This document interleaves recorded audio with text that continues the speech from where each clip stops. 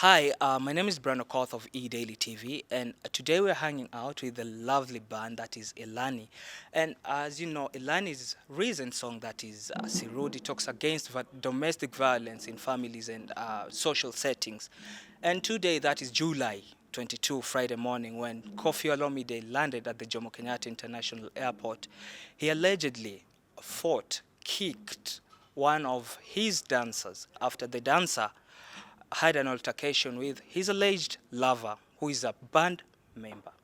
And we're going to seek Elani's view about this as they are ambassadors as they are ambassadors who speak vocally against violence, domestic, be it domestic or social violence. Thank you very much for joining us, Maureen. Thank you for having us. All right, what do you think about this Koffie Olomide scandal that took place at the JKI Friday morning, July Uh, 22? I mean, it's really a shocking video. We also Yeah. the video a few hours ago. It's really shocking to see someone who you hold in a certain regard act in a manner that is what you perceive to be unlike them, and it was really something that we already speak against. It's very interesting that just a few days ago, like you'd mentioned, we released Sirudi, which is speaking against all kinds of violence against women and men. And for this to happen at a time like this, I think that it's really fitting that we speak on it and say that this isn't the way to go. There's always a better way to deal with things than resorting to violence. If, like you'd said, because you mentioned that the alleged story that's going on now is that Kofi Olomide's girlfriend had been in a fight. Yes. With the victim, regardless.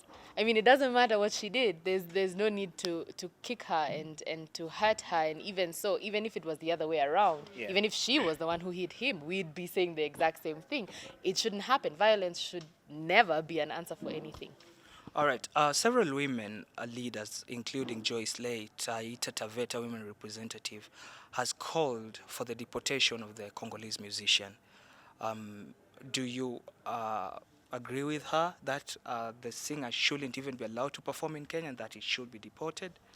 I think the main thing that needs to happen first is that he needs to apologize. That's something that I haven't seen happen. Maybe there's something that we've missed, but I haven't seen, out of everything that has happened, I haven't seen him apologize to her specifically. I haven't seen him apologize to his people and to the country that is hosting him. And I think that in itself will diffuse a lot of the tension that is going on.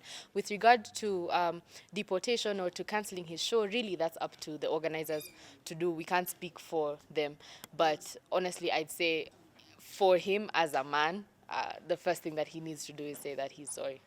All right. Talking of as a man, we have also Brian, as you can see. And Brian, my question comes to you. Do you think sometimes I'm not being gender insensitive. Do you think sometimes the ladies get too much on our nerves to an extent where we just explode and react that way without knowing? I think there are always better reactions, you know. At the end of the day, we are men and we need to protect our women. It is biblically given that as men, we need to protect the women, we need to guide the women. So, such kind of behavior I condemn it because it doesn't make you a better man, it makes you less of a man. So, beating a woman or just assaulting anyone is not the right way to go. Yeah, I condemn it totally. I wouldn't react violently. I wouldn't beat her up because I was taught better. I was raised better by my mom.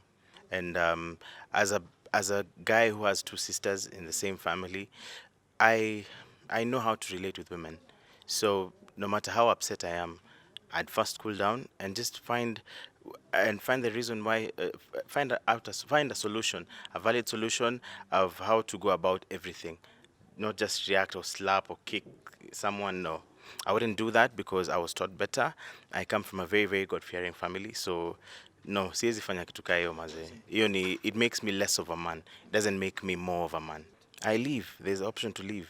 I wouldn't even think twice about it because if if my energy is being drained that much, I wouldn't waste my time there. I'd leave immediately. Na sitaangalia nyuma. I think that the first step is to first, honestly speaking, what I would do is to first step aside and ask him to also step aside from the relationship for us to first deal with ourselves, and for him to understand that that action is it was not deserving of that particular thing that maybe I did or I said, and for me to also understand that I'm worth more than someone reacting like that in a relationship. So I would first say we need to step aside and deal with our own issues, and then maybe after we have healed and seen that we can be better than that, then we can sit down and see whether there's something that we can get back to. But up until then, it's a very, for someone to get to that point where they hit you, I truly do believe it doesn't just start with a slap. It's something as small as which is deemed as small, but it's not really small. Being shouted at, being first it starts with emotional abuse. Then from the emotional abuse, that's now when we go now into the physical phase. So you first need to deal with it from that perspective, knowing that that action, that slap, that kick, that blow was not the first point of him being abusive, of her being disrespectful, of her being violent. I mean, I think like Wamboy had said earlier, it's very rare for there to be a situation where everything is rosy and dandy and one day someone snaps and slaps me. It doesn't happen like that. There's always, and which is why every time a woman has been abused, she's asked, did you see the signs? And in hindsight, she goes, oh, yeah. I saw that coming. Like I ignored it. And a lot of the time it's very easy to ignore because you're in love. And when you're in love, you want to see the best in the person, and anything that they do wrong, you're taking as the exception rather than the rule. If I were to be hit, I mean, I honestly can't speak for it until I'm in the situation, because only in the situation do you know whether or not it will truly happen again. I can't speak for any woman who has been hit before, because thankfully it has never happened to me. But I've heard stories. I've seen people have friends. You know, there's the loose aunt who's gone through something and left her husband. You know what I mean? And all of those women say, I saw it coming. I knew that there was a possibility that this could happen. And honestly, the only advice that I could give then to women is, if you see it coming and you genuinely in your heart believe that there's a possibility that it'll happen again, get out before it does. There's no need to sit around and wait for it to get worse. And if you are ever in a situation where you think it is possible that you may be emotionally abused, I think the best thing to do is to go and speak to someone who you look up to as a mentor, or to a parent of yours, so that you can explain the situation and ask them for their opinion, because it's very difficult to see emotional abuse when you are the one being abused. Wow, thank you. Thank you. All right. As Elani has said, there are the telltale signs in the early stages of a relationship that you should really be keen and look toward. When he starts abusing you, when she starts abusing you and telling you how useless you are, maybe it's the right time to visit a counselor or an advisor or a relationship expert to tell you how you can go about that. And as Elani still says, there is no room for violence in today's society. There's no room for violence in today's world, regardless of the situation, regardless of the status of provocation. Till then, it's been Brian Okoth, eDaily.co.ke. Have a good one.